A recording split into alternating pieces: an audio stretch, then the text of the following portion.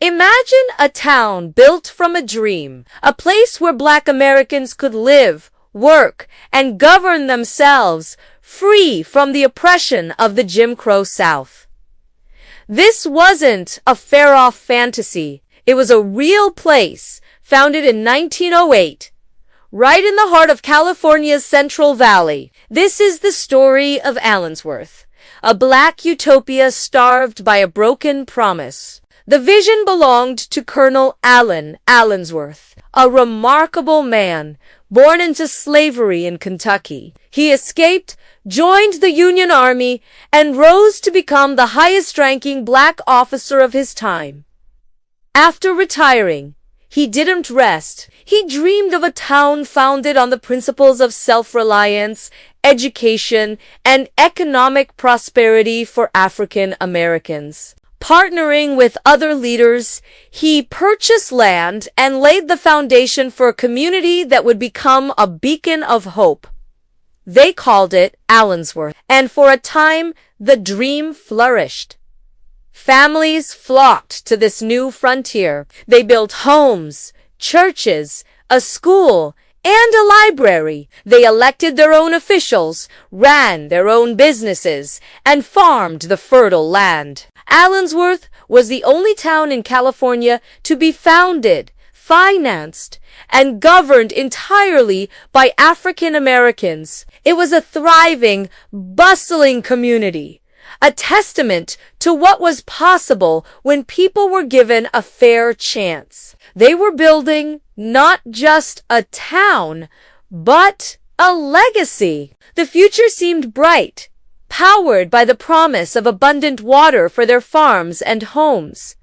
A promise made by the very land company that sold them the property. But that promise was about to be broken. The Pacific Farming Company, which had sold the land to the settlers, had also promised to provide a robust water system. It was a crucial part of the deal, the lifeblood that would sustain their agricultural ambitions. But the company failed to deliver. The water supply system they built was inadequate from the start, barely enough for domestic use, let alone the large-scale farming the residents had planned. This wasn't just a simple business failure. It was a betrayal that struck at the very heart of Allensworth's future. Things went from bad to worse. As the town struggled, powerful corporate agricultural interests in the region began to divert water sources for their own massive farms. These actions,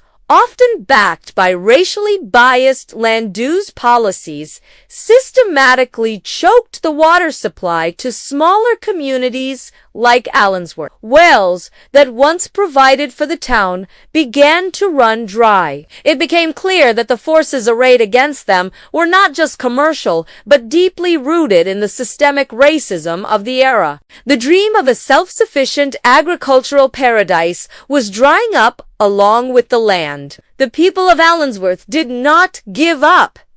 They were fighters. For decades, they waged a relentless battle in the courts, seeking justice and the water they were rightfully owed. They fought against powerful land barons and indifferent state agencies. As if that weren't enough, another blow came when the Santa Fe Railroad, which had a station in town and was a vital economic link, decided to move its main stop away from Allensworth. This decision isolated the community, making it harder for residents to travel and for the town to attract new people and commerce. The struggle for survival became a multi-front war. Then, in 1966, came a devastating discovery. The water that remained, the very water the residents had been drinking and using for years, was found to be contaminated with high levels of arsenic. The poison wasn't just in the legal system or the economy. It was literally in their wells. This environmental crisis was the culmination of decades of neglect and discriminatory practices. It was a profound injustice, turning the town's most essential resource into a source of danger. The state was forced to declare the water undrinkable, a final, bitter twist in their long struggle. But the story of Allensworth is not just one of tragedy. It is a story of incredible resilience. Today, more than a century after its founding, Allensworth still exists. The descendants of the original settlers and new residents continue the fight. They are activists, community organizers, and everyday people demanding the most basic of human rights: clean, safe drinking water. They are fighting for their homes and for the memory of their ancestors. The fight has entered the 21st century, with residents trucking in bottled water for daily needs while advocating for modern solutions. And there is hope on the horizon. The state has begun to take notice. New technologies for water treatment and purification are being explored. There are discussions about reparations, not just in the form of money, but in the form of infrastructure, new wells, new pipes, a new water system to finally fulfill the promise made over 100 years ago. The town is now a state historic park, preserving the original buildings and the powerful story of its founders. This recognition helps keep the legacy alive, educating new generations about this vital piece of American history.